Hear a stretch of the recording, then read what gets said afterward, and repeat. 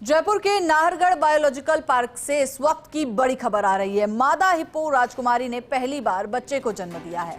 17 जुलाई 2020 को हुआ था राजकुमारी नाम की मादा हिप्पो का जन्म और पिछले काफी समय से राजा नाम के नर हिप्पो के साथ उसका जोड़ा बनाया गया और आज कुछ समय पहले ही राजकुमारी ने एक बच्चे को जन्म दिया है। नाहरगढ़ बायोलॉजिकल पार्क में हिप्पो फैमिली में अब कुल मिलाकर सदस्यों की संख्या 5 हो चुकी है।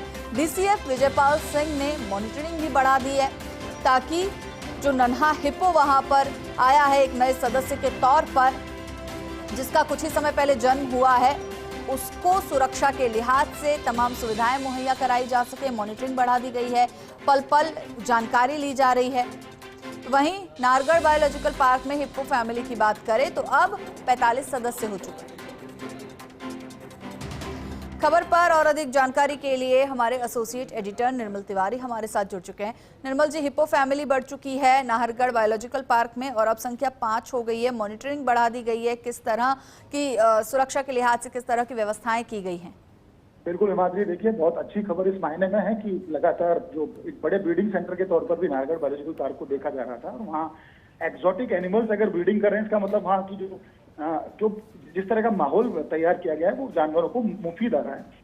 अच्छी खबर यह है कि जो मादा हिप्पो राजकुमारी है उसका पहला लिटर हुआ है आज, उसने एक बच्चे को जन्म दिया है और आपको ध्यान होगा खुद 17 जुलाई 2020 को राजकुमारी का जन्म यहाँ पर हुआ था, जब राजा और रानी नाम के जो नर और मादा हिप्पो थे उनका जोड़ा बनाया गया था। उनसे जो पहला लिटर हुआ था वो राजकुमारी के तौर पर हुआ था।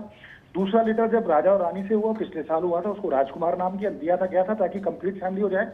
और अब इस राजकुमारी का नर हिप्पो यानी राजा के साथ दोबारा से उसका एक मैटिंग पार्टनर उसको बनाया गया था। पिछले दिनों उनकी मैटिंग हुई जो सफल रही थी और आज इसने एक बच्चे को जन्म दिया, यानी कि बढ़ती हुई संख्या जो है हिप्पोज की, हिप्पो फैमिली की, वो 5 हो चुकी है exotic park Nahargarh biological park में। डीसीएफ विजयपाल सिंह और उनकी पूरी टीम जो है, एंटायर टीम, वो इस बात का ध्यान रख रही है। उनकी मॉनिटरिंग बढ़ा दी गई है ताकि क्योंकि गर्मी का मौसम है किसी तरह की दिक्कत ना हो।